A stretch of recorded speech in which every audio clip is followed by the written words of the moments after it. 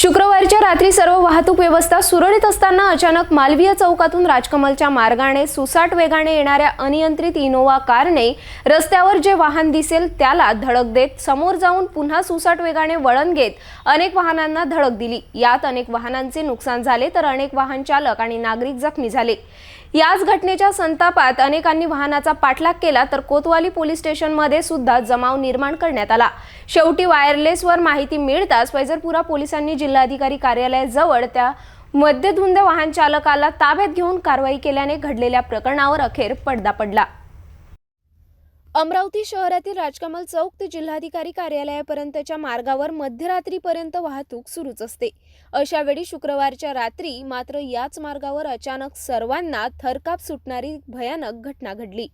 अचानक मालवीय चौकातून MH27 DQ 0072 क्रमांकाची क्रिस्टा अनियंत्रित चारचाकी वाहन सुसाट वेगाने येताना दिसली। अशात काही वाहन चालक सावरले, मात्र ज्याच्या वेळीच लक्षात न आल्याने अनेक चारचाकी, तीनचाकी तर अनेक दुचाकी चालक याच अनियंत्रित वाहनाचे शिकार बनले। मालवीय चौकात एका दुचाकीला जोरदार धडक देऊन कार जयस्तंभ चौकात शिरली। येथे सुद्धा एका कारला आणि ऑटोला जोरदार धडक देऊन समोर निघाली।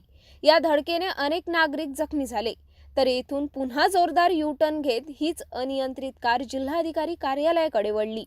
येथून पुन्हा एका ॲक्टिवा दुचाकी कारमध्ये अडकल्याने ती दूरपर्यंत फरफटत ओढल्या गेल्याने दुचाकी चकनाचूर झाली।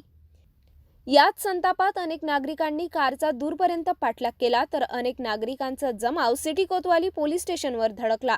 सिटी कोतवाली पोलीस निरीक्षक मनोहर कोटनाके पोलीस पथकासह चौकात दाखल होऊन नागरिकांना शांततेचे आवाहन करण्यात आले।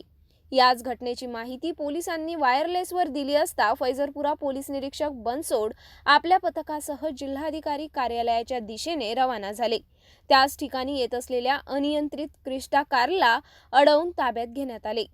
याच वाहनातील मद्यधुंद वाहन चालक बियाणी कॅम्प चौकात राहणारा 45 वर्षीय विक्रम विलास पाटील याला ताब्यात घेऊन पोलीस स्टेशन आणण्यात आले। नंतर सर्व घडलेल्या थरारक घटनेवर अखेर पडदा पडला।